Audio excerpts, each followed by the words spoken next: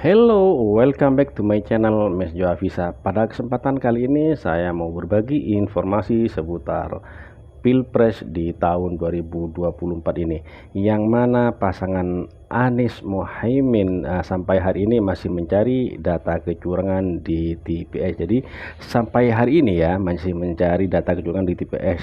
Dan kira-kira menurut teman-teman sampai kapan pasangan Anies dan Caimin ini bisa menerima dengan lapang dada?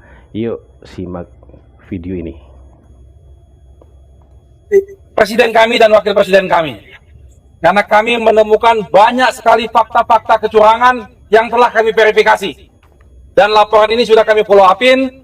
Laporan-laporan ini sudah masuk ke Bawaslu dan siap akan berlanjut sampai titik darah penghabisan. Kami akan melaporkan ini sesuai dengan prosedur hukum yang ada. Selanjutnya kami persilakan kepada Pak Anies dan Pak Mohaimin untuk menyampaikan. Jadi ini ya, tim hukum Anies Mohaimin atau pasangan calon nomor urut 2 sampai saat ini masih mencari atau mengumpulkan bukti-bukti kecurangan yang dilakukan oleh pihak-pihak ya. Jadi sampai saat ini masih mencari kecurangan-kecurangan di TPS ya. Ayo langsung lihat lagi pernyataan si calon ya ini ya. Oke. Terima kasih kepada tim hukum nasional, Pak Ari dan seluruh jajaran, terutama tim hukum daerah yang telah terus mengumpulkan fakta, data, potensi bagi persiapan terwujudnya pemilu yang jujur, adil.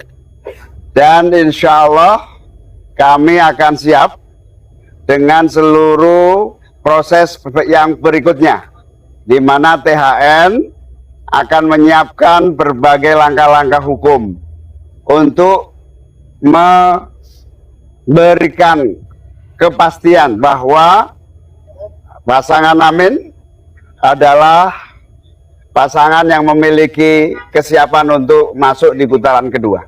Amin. Amin, amin. Teman-teman sekalian, kami ingin garis bawahi kurang keras ini. Coba. Kurang keras. Satu volume lagi. Gini. Jadi ya teman-teman, itu menurut Caimin atau Mohaimin ya, pasangan nomor 1 ini masih punya kemungkinan untuk masuk di putaran kedua katanya tadi ya. Teman, saya ingin tegaskan kepada semua bahwa pemilihan umum harus dijaga integritasnya. Pilarnya demokrasi adalah kepercayaan. Dan salah satu unsur dari kepercayaan adalah kejujuran.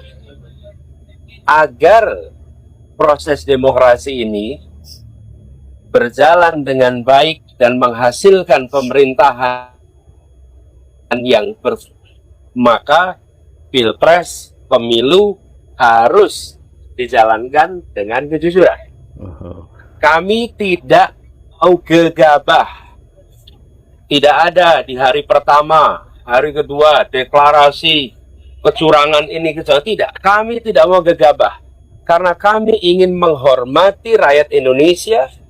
Dengan rakyat Indonesia mendapatkan informasi yang akurat, yang matang, yang sudah terverifikasi. Itulah sebabnya kenapa tim hukum bekerja lengkap. Dan kami bersyukur tim hukum ini sampai dengan daerah itu komplit di seluruh provinsi, mengumpulkan semua data, dan kami tidak akan menyampaikan informasi yang sekedar menimbulkan kontroversi, tapi kami ingin sampaikan kepada semua. Dari temuan sementara, kami menemukan problem yang terbesar bukan di TPS, tapi problem terbesar yang ditemukan adalah kegiatan-kegiatan pra-TPS. Kegiatan-kegiatan yang membuat aktivitas di TPS itu dipengaruhi dan tidak mencerminkan aspirasi rakyat yang semula ada. Ini temuan yang paling mendasar, pra-TPS. Nah, pra-TPS ini banyak aktivitasnya, nanti detail akan ada. Ini yang sangat mengkhawatirkan.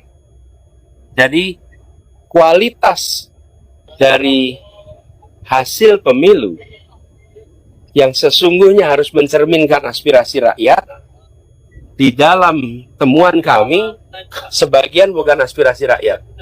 Sebagian adalah aspirasi yang dipaksakan pada rakyat.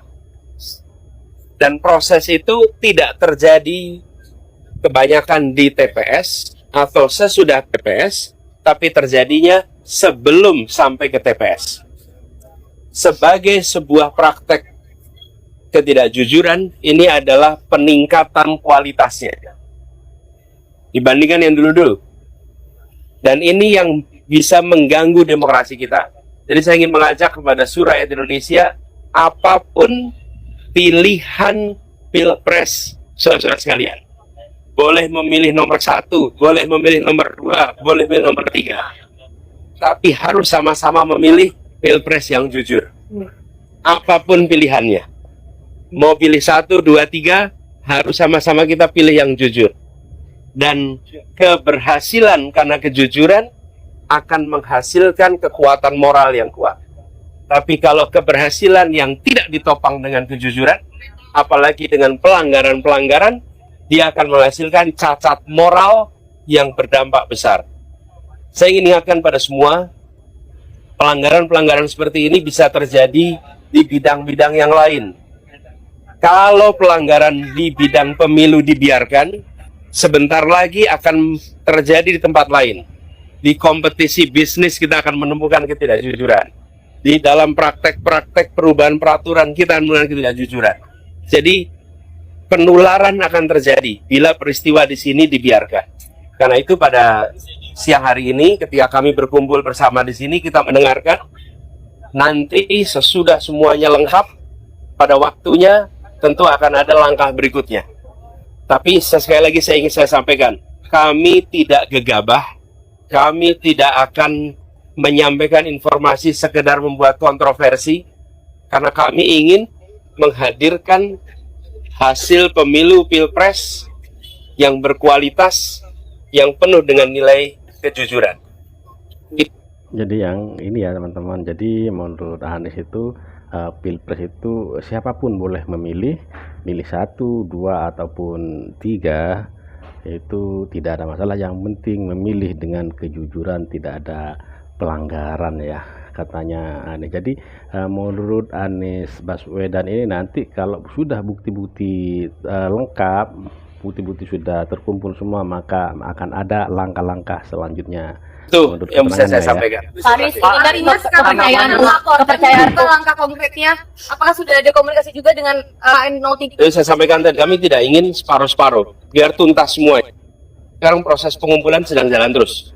Pak Anies, ini kan kepercayaan publik terhadap KPU, Bawaslu dan juga MK ini mulai berkurang. Nantinya ketika masalah ini dibawa ke MK, seberapa yakin keputusan nantinya itu akan adil, begitu Pak Anies?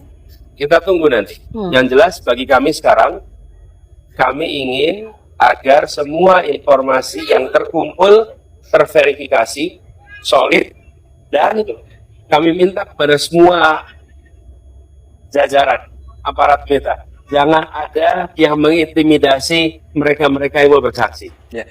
Karena kita sudah menemukan di lapangan, mereka yang menemukan praktek-praktek penyimpangan itu mengalami intimidasi, mengalami ketakutan, padahal ini negeri yang merdeka, jangan sampai itu terjadi.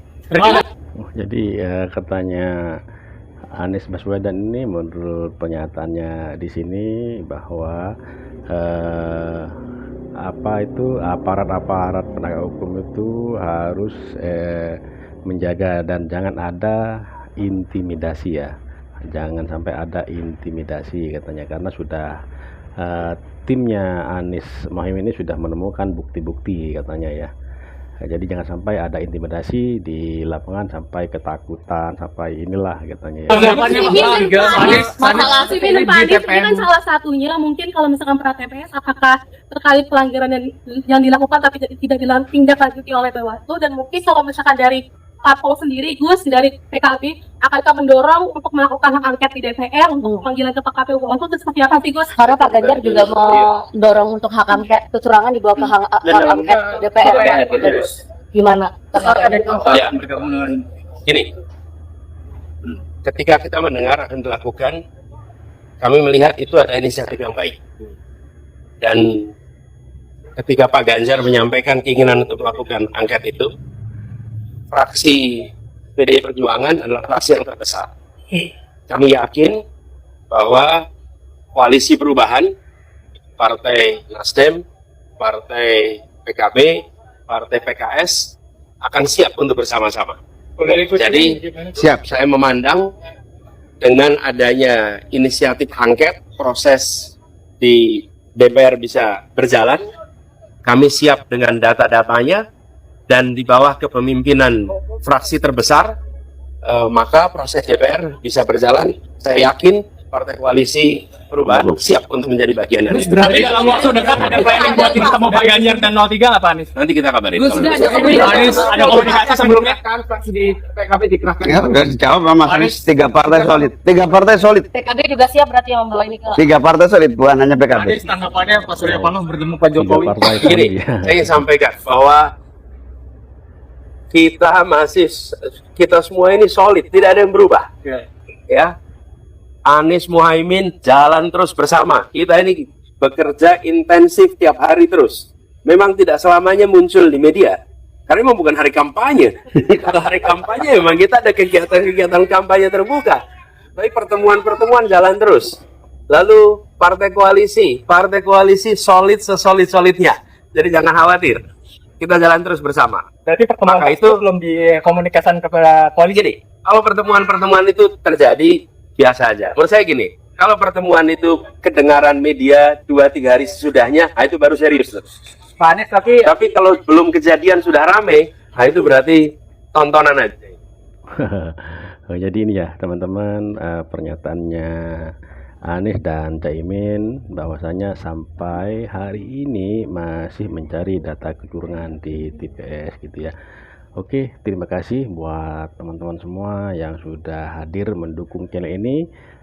Saya mohon maaf apabila ada kata-kata yang salah dari ucapan, tingkah laku, karena saya manusia biasa. Saya mohon maaf yang sebesar-besarnya buat teman-teman semuanya. Oke, terima kasih. Dan buat teman-teman yang baru menemukan channel ini, mohon dukungannya dengan cara subscribe, like, comment, and share, dan nyalakan loncengnya agar tidak ketinggalan video-video menarik lainnya. Terima kasih, sampai jumpa di video selanjutnya.